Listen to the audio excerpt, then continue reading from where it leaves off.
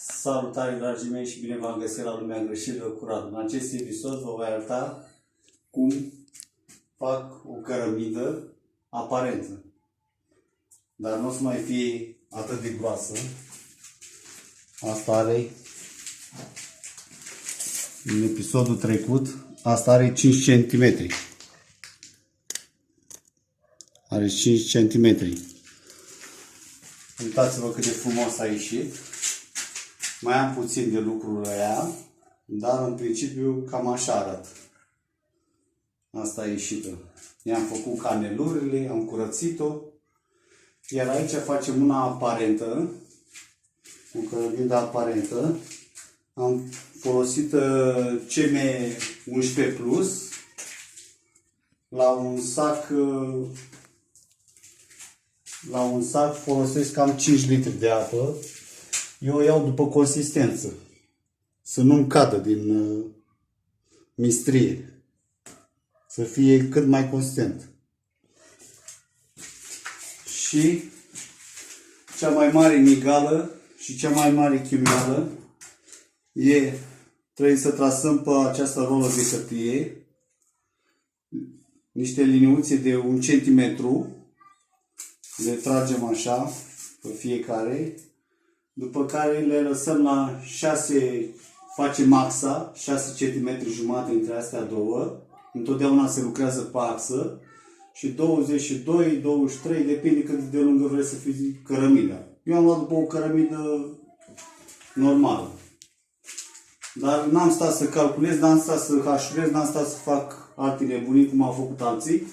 Am tras linii într-un capăt și în celălalt.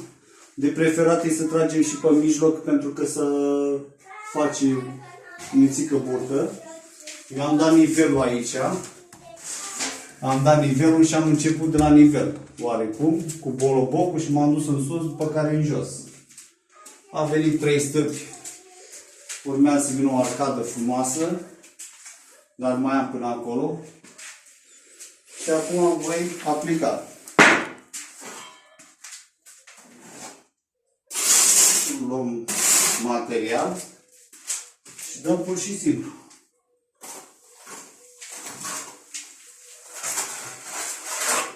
Cam așa ceva. Treaba asta e cea mai ușoară.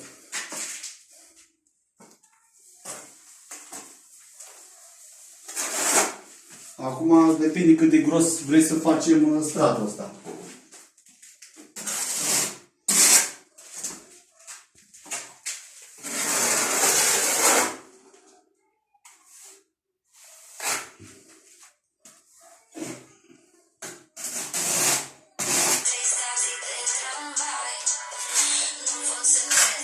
Când dăm, trebuie să dăm fără grijă. Dacă am apăsat cu degetul bine, hârtia nu se ia.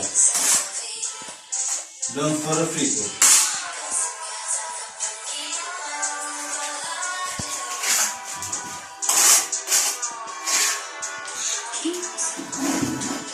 O jumătate de sac mi-a ajuns pentru toată suprafața asta. Adică am încadrat.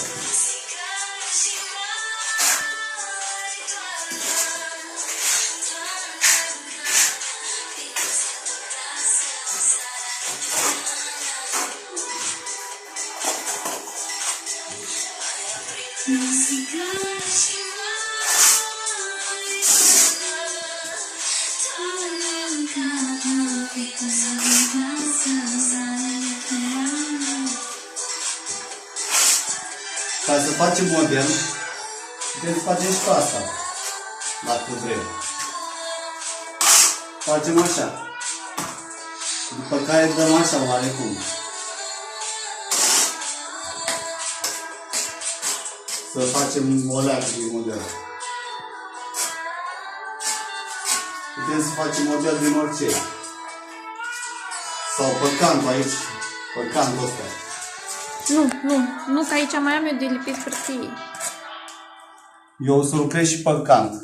O să-i dau și pe cant. Pe canturile astea.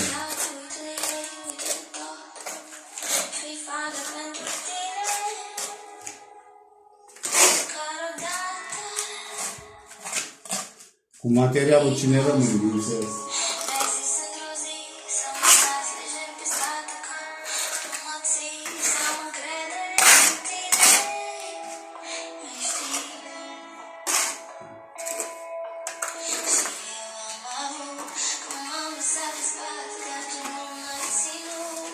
Partea frumoasă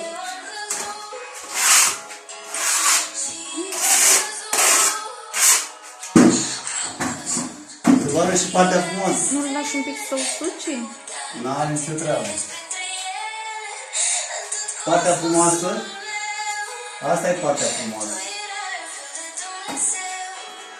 O luăm și o aruncăm.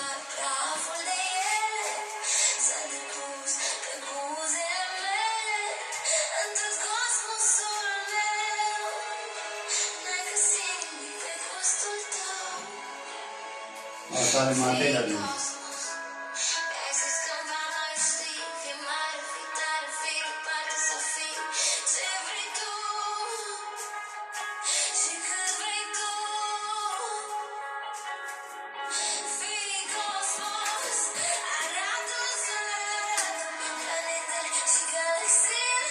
Simplu!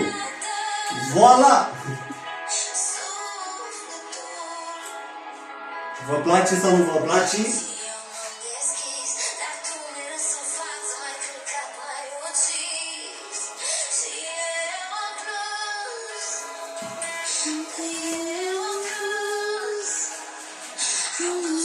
Voila!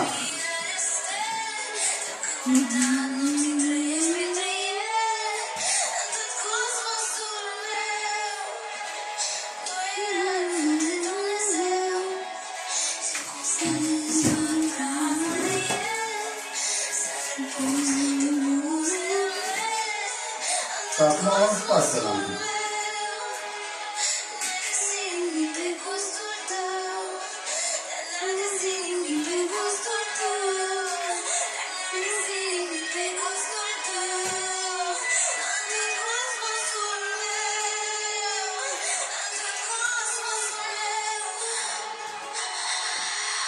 Le lăsăm să întărească și mâine dimineață pornim cu o altă etapă. Acum voi continua cu partea asta. Sper că v-a plăcut filmulețul. Dacă v-a plăcut, abonați-vă. Vă mulțumesc că m-ați urmărit.